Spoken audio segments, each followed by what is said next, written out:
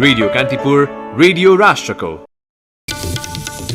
आर्थिक वर्षको पहिलो 4 महिनामा मन्त्रालयगत प्रगति विवरण निराशाजनक। सबै मन्त्रालयका काम अपुरै, आफ्नै लक्ष्य भेट्न सकेनन्।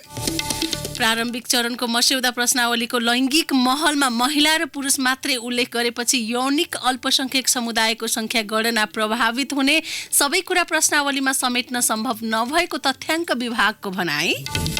दरबन्दीका चिकित्सकहरू सङ्घ, प्रदेश र स्थानीय तहमा गएपछि भक्तपुर अस्पतालमा चिकित्सक अभाव, ओपीडी सेवा ठप्प, सयौं बिरामी प्रभावित। अमेरिकाका राष्ट्रपति डोनाल्ड ट्रम्प पूर्व घोषणा बिनै अफगानिस्तान भ्रमणमा अमेरिकी सेनालाई सम्बोधन। र 13औं दक्षिण एसियाली खेलकुदको तयारी अन्तिम चरणमा रहेको सदस्य सचिव सिलवालको भनाई। साग भलिबलमा भने भारतसँग नेपाल सोझो सेटमा पराजित।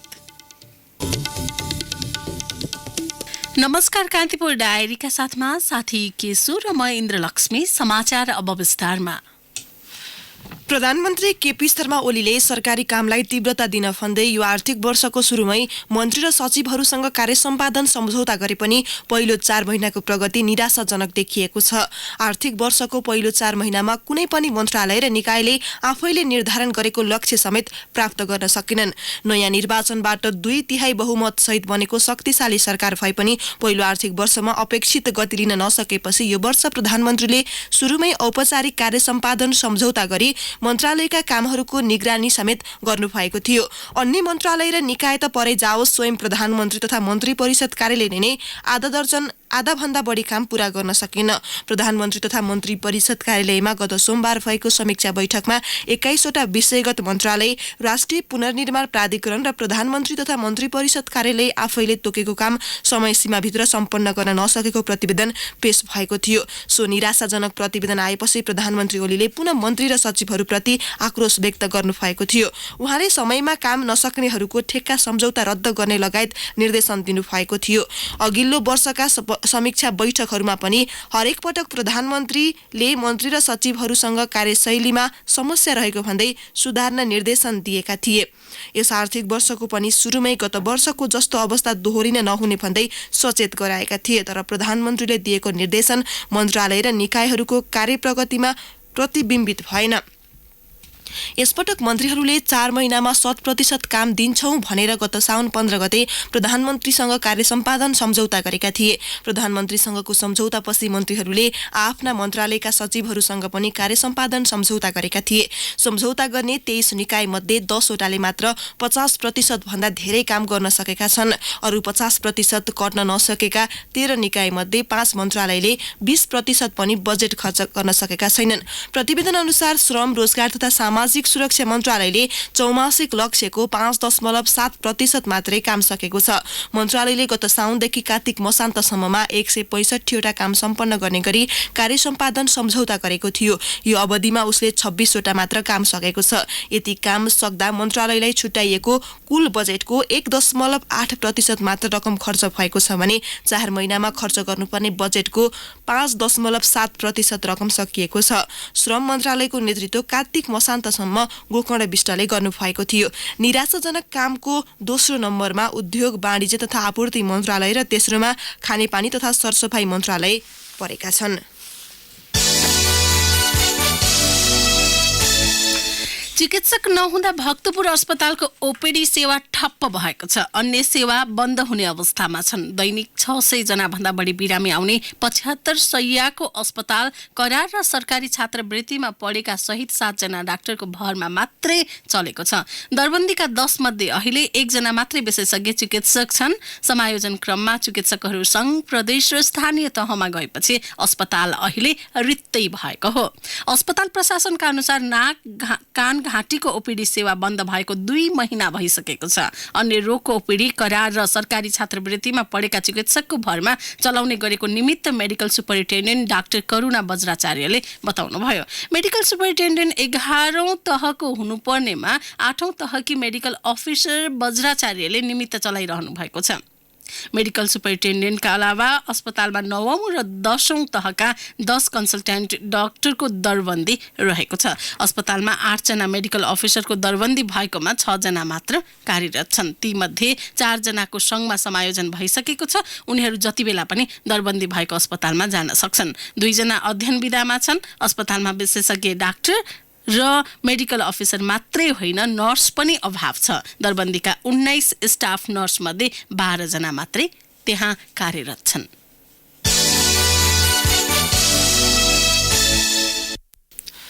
अठारह महिनापछि हुने राष्ट्रिय जनगणनामा लैङ्गिक तथा यौनिक अल्पसंख्यक समुदाय छुट्ने भएका छन्।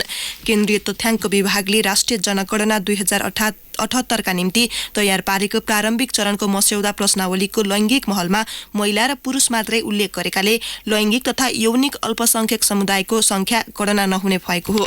2068 को घर परिवार सूचीकरण फारममा परिवारमा पुरुष, महिला र तेस्रो लिङ्गी कतिजना हुनुहुन्छ भन्ने उल्लेख थियो। सो प्रश्नावलीबाट 1500 जना अन्यको संख्या गणना भएको थियो, तर संख्या थोरै आएका कारण सरकारवाला पक्षकै अनुरोधमा नतिजा सार्वजनिक गरिएन।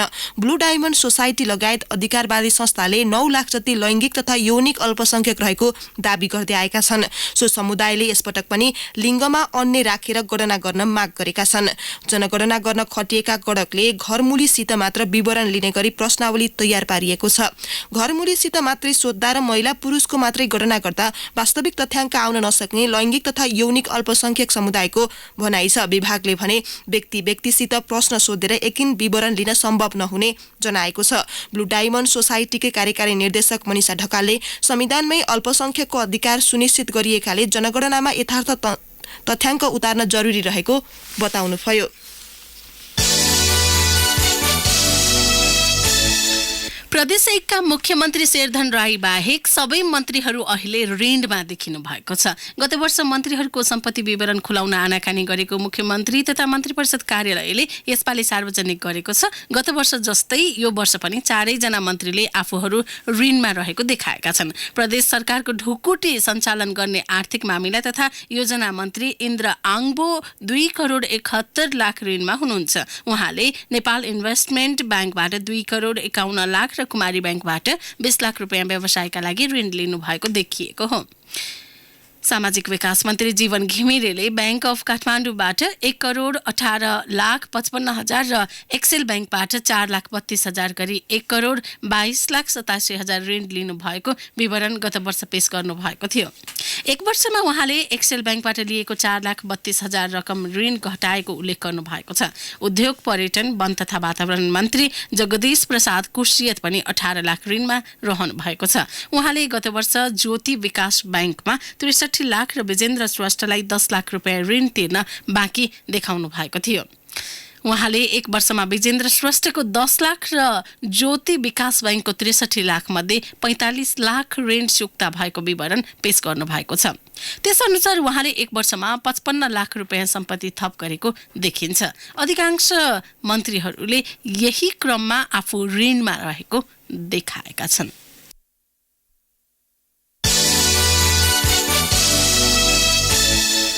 बझाङको उत्तरी साइपाल गाउँपालिका धुलीका 17 वर्षीय सरोज बोहरा नागरिकताको सिफारिस लिन 2 दिन हिँडेर कार्तिक अन्तिम साता सदरमुकाम चैनपुर आए। गाउँपालिकाको कार्यालयमा जनप्रतिनिधि र कर्मचारी बस्दैनन्।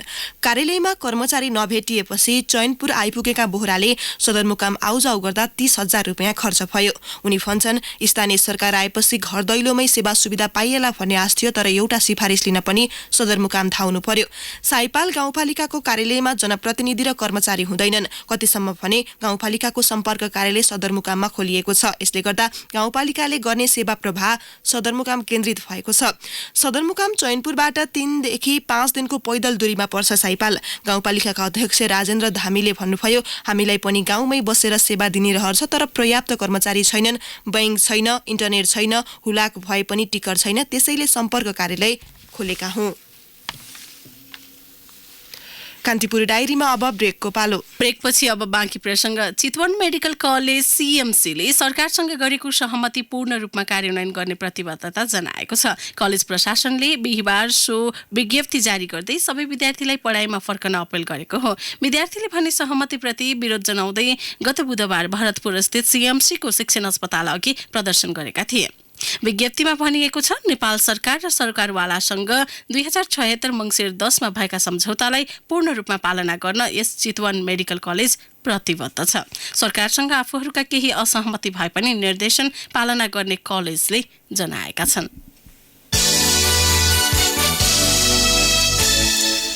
एपेन्डिक्सको शल्यक्रियापछि 3 दिनदेखि आइसियुमा रहेका प्रधानमन्त्री केपी शर्मा ओलीलाई प्लेटलेट्स चढाइएको छ। यसबारे अस्पतालले आधिकारिक रूपमा कुनै जानकारी नदिए पनि उपचारमा संलग्न चिकित्सकहरूका अनुसार शल्यक्रिया र डायलासिसका कारण ओलीलाई हिजो प्लेटलेट्स चढाउनु परेको हो। प्लेटलेट्स रगतमा रहने एक प्रकारको कोशिका हो जसले घाउ वा चोटपटक लाग्दा रगतलाई बग्नबाट रोक्छ, साथै क्षतिग्रस्त तन्तुलाई ठिक पार्न सघाउँछ।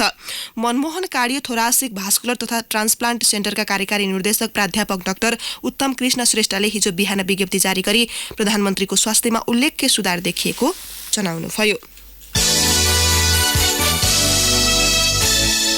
विश्वविद्यालय सभा र कार्यकारी परिषदमा सहभागी गराउने पूर्व सहमति विपरीत प्रशासनले बेवास्ता गरेको भन्दै काठमाडौँ विश्वविद्यालय केयुका प्राध्यापक र कर्मचारीले उपकुलपति र रजिस्ट्रार कार्यालयमा पुनः तालाबन्दी गरेका छन्। विश्वविद्यालय कार्यकारी परिषदको बैठकले गरेका सम्झौताको स्वामित्व 67 दिनसम्म नलिएको भन्दै बुधबारबाट तालाबन्दी गरेको दुवै संगठनले जारी गरेको संयुक्त विज्ञप्तिमा उल्लेख छ।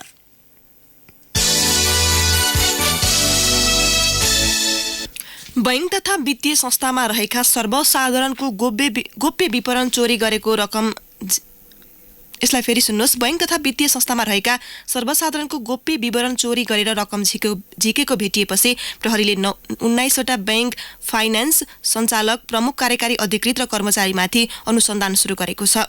महानगरीय प्रहरी परिसर काठमाडौँले 3 विकास बैंक, 3 फाइनान्स र 13वटा वाणिज्य बैंकका सञ्चालक तथा कर्मचारीमाथि अनुसन्धान थालेको हो। गिरोहले मङ्सिर 8 गते जनता बैंकबाट 19,79,000 र मुक्तिनाथ विकास बैंकबाट 10 लाख रुपियाँ अनधिकृत भुक्तानी लिएका थिए। केही कर्मचारी र सञ्चालकको संलग्नता पुष्टि गर्ने क्रममा रहेकाले कसैको पनि नाम सार्वजनिक नगरिएको जानकारी प्रहरीले दिएको छ। काठमाडौँ प्रहरी प्रवक्ता डीएसपी होविन्द्र बोकटीले अनुसन्धान दायरामा परेका सञ्चालक र कर्मचारीमाथि सादा पोसाकमा प्रहरी खटाएर निगरानी थालिएको बताउनुभयो।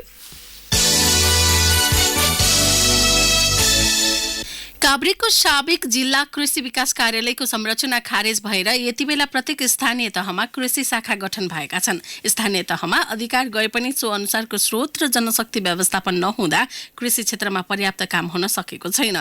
पहिलेको संरचनामा फिल्डमा खटिने प्राविधिक स्तरका कर्मचारीले नै स्थानीय तहको नेतृत्व गरिरहेका छन्। कृषि प्रचार प्रसार, बाली विकास, बाली संरक्षण, मसला बाली लगायत क्षेत्रका विशेषज्ञ विज्ञ नहुँदा कृषि क्षेत्रमा उल्लेख्य काम हुन सकेको छैन।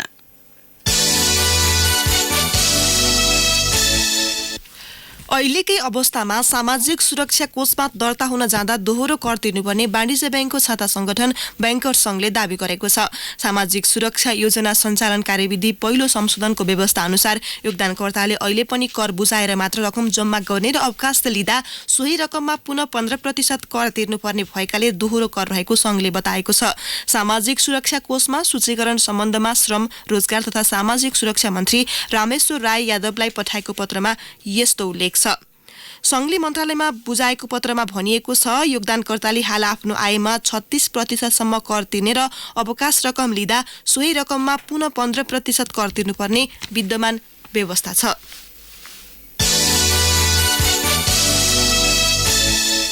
केन्द्र सरकारको एकल स्वामित्वमा निर्माणाधीन भेरी बबई डाइभर्सन बहुउद्देश्य आयोजनामा अब 6 पक्षीय शेयरधनीका रूपमा जोडिन भएका छन्। सरकारले जनताको जलविद्युत कार्यक्रम अन्तर्गत आयोजना सञ्चालन गर्ने विषय निर्णय गरेसँगै आयोजना निर्माणमा बहुपक्षीय सहभागिता हुने भएको हो। आयोजनाका निर्देशक सञ्जीव बरालका अनुसार मूलभूत रूपमा आयोजनाको शेयरलाई सरकार र जनतामा गरी 2 भागमा विभाजन गरिनेछ। सरकारको नाममा 51% र जनताको नाममा 49% शेयर रहनेछ।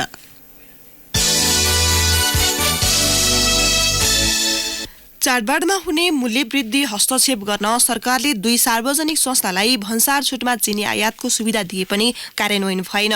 चाडबाडका लागि उपभोक्तालाई सस्तोमा उपलब्ध गराउने भन्दै भदौमा मन्त्री परिषदले 50% भन्सार छुटमा चिनी आयात गर्ने निर्णय गरिदिएको थियो। 2 महिना बितिसक्दा समेत खाद्य व्यवस्था तथा व्यापार कम्पनी र साल ट्रेडिङ कर्पोरेसनले अहिलेसम्म प्रक्रिया अगाडि बढाएका छैनन्। यी 2 कम्पनीलाई 10-10 हजार टन आयात गर्न स्वीकृति दिएको थियो। यो प्रक्रिया पूरा नहुँदा चिनी उद्योगी र आयातकर्तालाई नै फाइदा पुगेको छ, उपभोक्तालाई भने महँगो परेको छ। उता रसुवागढी नाका हुँदै चालु आर्थिक वर्षको पहिलो चौमासिकमा 19 अर्ब 41 करोड 74 लाख 36 हजार मूल्य बराबरको सामान आयात भएको छ। निर्याततर्फ भने 48 करोड 17 लाख 46 हजार मूल्य बराबरको सामान रहेको छ। रसुवागढी नाकाबाट वर्षेनी सामान आयात हुने क्रम बढ्दै गएको रसुवा भन्सार कार्यालयको भनाइ छ।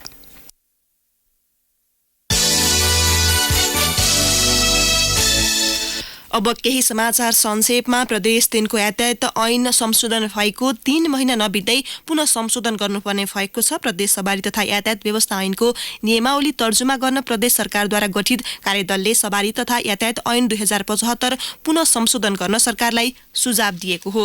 महोत्तरीको पिपरा गाउँपालिका अध्यक्षका उम्मेद्वार विक्रम चौधरीको सम्पर्क कार्यालयमा हिजो साँझ विस्फोट भएको छ। पिपरा 4 पिपरा चोकमा रहेको नेकपा पार्टीको सम्पर्क कार्यालयमा विस्फोट भएको प्रहरीले जनाएको छ।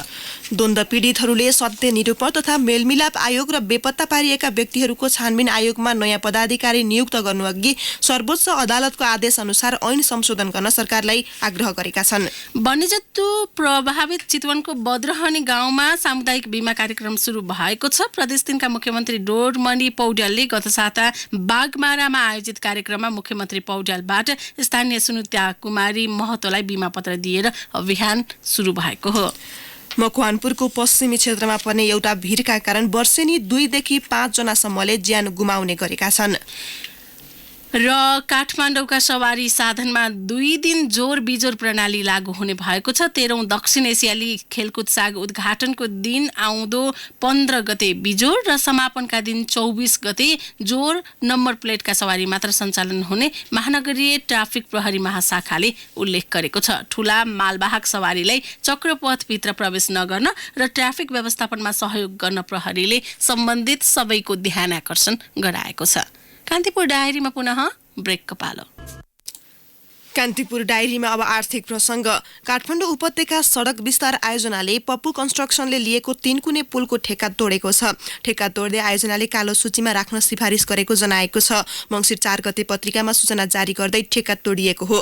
आयोजनाका प्रवक्ता विश्व विजयलाल श्रेष्ठले भन्नुभयो, ठेक्का मात्र तोडिएको छैन, कन्स्ट्रक्सनलाई कालो सूचीमा राख्न सार्वजनिक खरिद अनुगमनको कार्यालयमा पत्र समेत लेखेर पठाइसकेका छौं। अब कालो सूचीमा राख्ने नराख्ने निर्णय कार्यालयले गर्नेछ। उहाँका अनुसार समयमै काम नगरेको, गुणस्तरीय काम नभएको र निर्देशनको पालना नगरेपछि ठेक्का तोड्दै कालो सूचीमा राख्न सिफारिस गरिएको हो।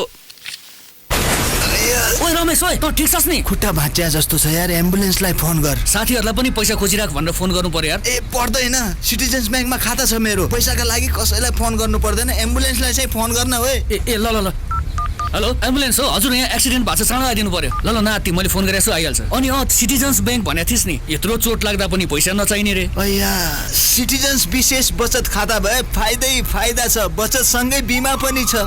सिटिजन्स विशेष बचत खाता भए फाइदै फाइदा, बचत सँगै बिमा पनि। 6.5% ब्याजका साथै अस्पताल भर्ना खर्चहरू 1 लाखसम्म, दुर्घटनामा मृत्यु भएमा रु 7 लाखसम्म। विस्तृत जानकारीको लागि सिटिजन्स ब्याङ्कको नजिकैको शाखाहरूमा सम्पर्क गर्नुहोस्। Citizens bank international limited. पछिल्ला वर्षमा ब्याङ्किङ क्षेत्रमा सेवा सञ्चालन जोखिम बढ्दो छ। प्रशिक्षण बिनाका कर्मचारी र उनीहरूको बदमाशी, प्रविधि स्तर उन्नतिमा बेवास्ता, सेवा प्रवाहको प्रक्रिया र कारोबार प्रणालीमा भएको कमजोरी, नाफामा मात्रै ब्याङ्कको ध्यान जानले सञ्चालन जोखिम बढेको विज्ञहरू बताउँछन्। केही समय यता निरन्तर घटिरहेका ब्याङ्किङ कसुरका घटनाले पनि सञ्चालन जोखिम बढाएको पुष्टि गर्छ। कर्मचारी, प्रक्रिया र प्रणालीगत विविध कारणका बावजुद ब्याङ्किङ क्षेत्रले आफ्नो सेवामा उल्लेख्य उन्नति गर्नुपर्ने भनाइ विज्ञहरूको छ। पछिल्ला 2-3 वर्ष यता खास गरी पुँजी वृद्धिपछि ब्याङ्कहरूको व्यवसाय विस्तार वात्तै बढेको छ। यसले ब्याङ्कहरूलाई लगानी प्रतिफल बढाउन दबाव पुगेको छ। यसकारण जसरी भए पनि नाफा बढाउने ध्याउनमा ब्याङ्कहरू लागेको विज्ञहरू बताउँछन्। अब अन्तर्राष्ट्रिय प्रसङ्ग अमेरिकाका राष्ट्रपति डोनाल्ड ट्रम्प पूर्व घोषणा बिना अफगानिस्तानको भ्रमणका लागि जानु भएको छ। अफगानिस्तानको बगराम हवाई बेस क्याम्प पुगेका राष्ट्रपति ट्रम्पले त्यहाँ कार्यरत अमेरिकी सेनालाई सम्बोधन गर्दै तालिबान सम्झौताका लागि तयार रहेको बताउनु भएको छ। अमेरिकी चाड थ्याङ्क्सगिभिङको अवसरमा अफगानिस्तान पुगेका ट्रम्पले तालिबानसँग रोकिएको वार्ता पुनः सुरु गर्ने बताउनु भएको हो। अफगानिस्तानका राष्ट्रपति अशरफ घानीसँग समेत भेट गरेका ट्रम्पले त्यहाँ कार्यरत अमेरिकी सेनाको संख्या घटाउने उल्लेख गर्नु भएको छ। अब खेल प्रसङ्ग 13औं दक्षिण एसियाली खेलकुद साहकको तयारी अन्तिम चरणमा पुगेको छ। साहक कार्यकारी समितिका संयोजक राष्ट्रिय खेलकुद परिषद राखेप सदस्य सचिव रमेश कुमार सिलवालले खेल सञ्चालन र व्यवस्थापनको तयारी पूरा भएको जानकारी दिनुभएको हो। मङ्सिर 15 देखि 24 सम्म काठमाडौँ, पोखरा र जनकपुर शहरमा हुने साहकका खेल बुधबारदेखि नै सुरु भइसकेका छन्, तर उद्घाटन र समापन सहित मुख्य खेलस्थल दशरथ रङ्गशाला, सातो बाटो स्थित पौडी पोखरी र कीर्तिपुर कवर्ड हलको काम सम्पन्न भइसकेका छैनन्। शुक्रबारसम्म अर्थात् आजसम्म सबै तयारी पूरा हुने सिलवाल दाबी गर्नुहुन्छ। 13औं दक्षिण एसियाली खेलकुदको महिला भलिबलमा नेपाल अघिल्लो दिनको लय कायम गर्न सकेन। हिजो त्रिपुरेश्वर स्थित राखेप कवर्ड हलमा नेपाली टिमले भारतसँग सोझो सेटमा हार बेहोरेको हो। यो लगातार 7औं अन्तर्राष्ट्रिय खेलपछि नेपालको पहिलो हार हो। बुधबार नेपालले बङ्गलादेशमाथि सजिलो जित पाएको थियो। समूहको अन्तिम खेलमा भारतले बङ्गलादेशलाई हराएमा नेपाल समूह उपविजेता बन्दै सेमी फाइनल पुग्नेछ। दक्षिण एसियामै बलियो तथा साबिक विजेता भारतसँग नेपाली टोलीले पहिलो सेटमा उत्कृष्ट प्रदर्शन गरेको हो, तर निर्णायक मोडमा चुक्दा नेपालले सेट 24-26 ले गुमायो। 22-24 को अग्रतामा रहँदा नेपालले लगातार रिसिभमा कमजोरी गर्दा सेट गुमाउनु परेको हो। भारतकी कप्तान निम्मीले सर्भिसबाट लगातार 3 अङ्क जोडेर सेट जोगाइन्। जित्दा जित्दै पहिलो सेट हारेपछि लडखडाएको नेपाल विरुद्ध बाँकी 2 सेटमा जित निकाल्न भारतलाई सजिलो भयो। उसले क्रमशः 12-25 र 16-25 ले खेल आफ्नो पक्षमा पार्यो। अब मौसम सम्बन्धी जानकारी। काठमाडौँ उपत्यका सहित मुलुकको मध्य र पश्चिमी भूभागमा आंशिक बदली रहने जल तथा मौसम पूर्वानुमान महाशाखाले जनाएको छ। बाँकी भूभागमा मौसम सफा रहने जल तथा मौसम पूर्वानुमान महाशाखाको अनुमान छ। केही बेर अघि 9 डिग्री सेल्सियस मापन गरिएको काठमाडौँ उपत्यकाको अधिकतम तापक्रम आज 21 डिग्री सेल्सियससम्म पुग्नेछ। सूर्योदय बिहान 6:35 भयो भने सूर्यास्त भरे साँझ 5:08 हुनेछ। हौस्, त्यही नै प्रसङ्गसँगै कान्तिपुर डायरीको यो बुलेटिन यही सकिन्छ। साथी केसु र महेन्द्र लक्ष्मी विदा हुन्छौँ। नमस्कार। सूचना र मनोरञ्जनको संवाहक रेडियो राष्ट्रको रेडियो कान्तिपुर।